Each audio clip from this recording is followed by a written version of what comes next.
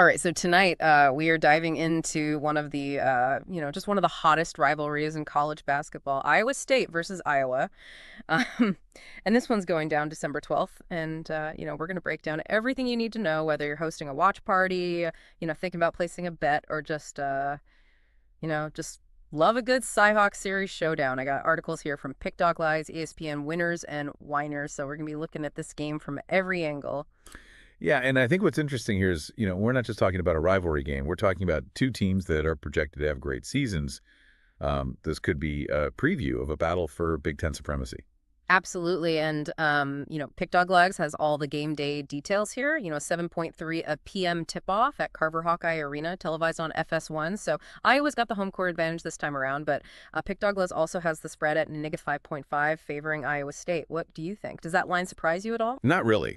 Iowa State is undefeated against teams with winning records so far this season, while Iowa's home winning streak is against, mostly weaker opponents. And Iowa State's ranked higher nationally, too. True. ESPN has them at number 3 in the country. And they've got those big wins over Dayton and Marquette already. But here's something I found in Pick Dogs that blew my mind. Iowa State has scored at least 81 points in every single game they've played this season. Is that even possible against a Big Ten defense like Iowa's? Yeah, it's really a testament to their offensive efficiency. They're not just chucking up shots, they're making them count. ESPN also points out that Iowa State shoots a higher percentage from the field than Iowa's opponents typically do. That's wild. So Iowa might be scoring a lot of points, averaging 86 a game, according to ESPN, but Iowa State is just as good, if not better, at putting the ball in the basket. Right, and this is actually Iowa State's first true road game of the season. So you know how they handle that hostile environment in Carver Hawkeye? Yeah. That'll be a major factor. Especially coming off that huge win against Jackson State where they dropped 100 points. Pick Dogs called it a complete offensive explosion, and their shooting percentage was over 50%. They seem to be hitting their stride at the perfect time. Meanwhile, Iowa's coming off a tough loss to Michigan on the road. Pick Dogs mentioned their shooting was off, and they got out-rebounded badly.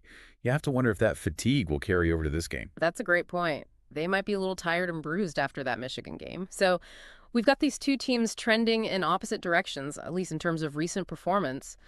But let's dive into some specifics here. ESPN highlights Owen Freeman as Iowa's key player. He's their leading scorer and rebounder, averaging 16 and 7. He's a force down low.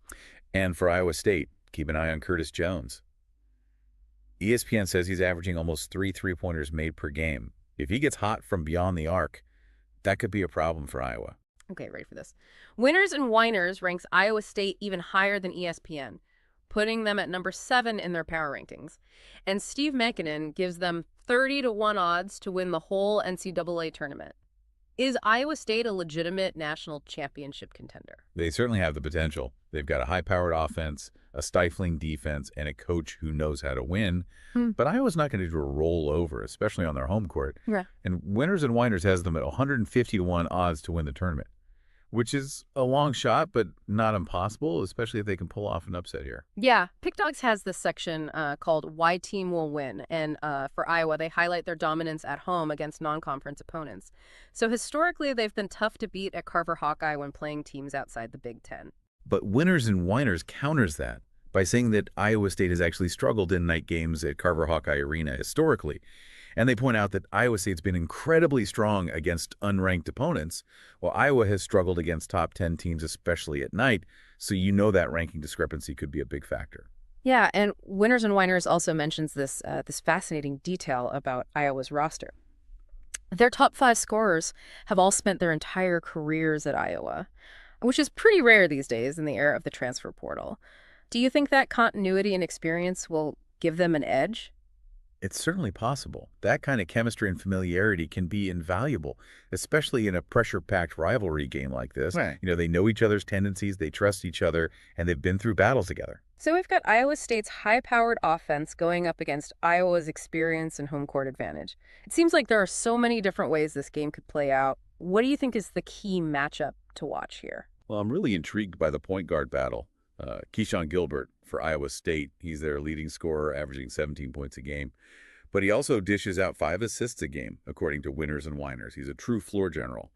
And Iowa will likely counter with DeSante Bowen, who's more of a defensive-minded guard, but can also distribute the ball effectively. So, whoever controls the tempo and limits turnovers, will likely give their team a big advantage. Yeah, speaking of key players, we talked about Owen Freeman and Curtis Jones, but who else could be a difference maker in this game? Well, for Iowa State, Milan Momcilovic is someone to keep an eye on. Winners and Winers describes him as a 6'8" sophomore who can really stretch the floor with his three-point shooting. He's averaging 12.5 points a game, and he's had some big games this season, including a 24-point outburst against Colorado. So Iowa's defense is going to have to be aware of him on the perimeter, and for Iowa, Peyton Sandfort could be a key factor.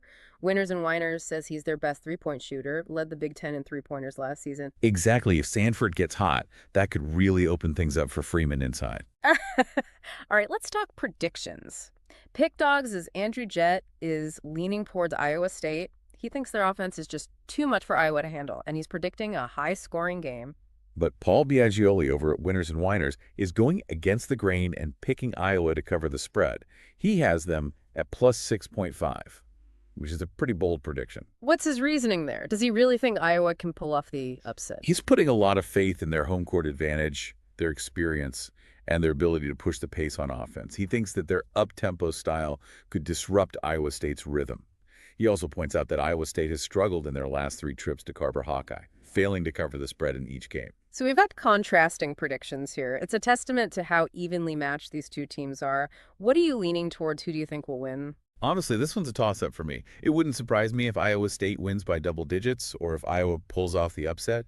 I think it's going to come down to who can impose their style of play and who can make the big plays down the stretch. Well, I know one thing for sure. This is going to be a fun one to watch. Absolutely. It's a historic rivalry with 2 talented teams battling for bragging rights and potentially a spot at the top of the Big Ten.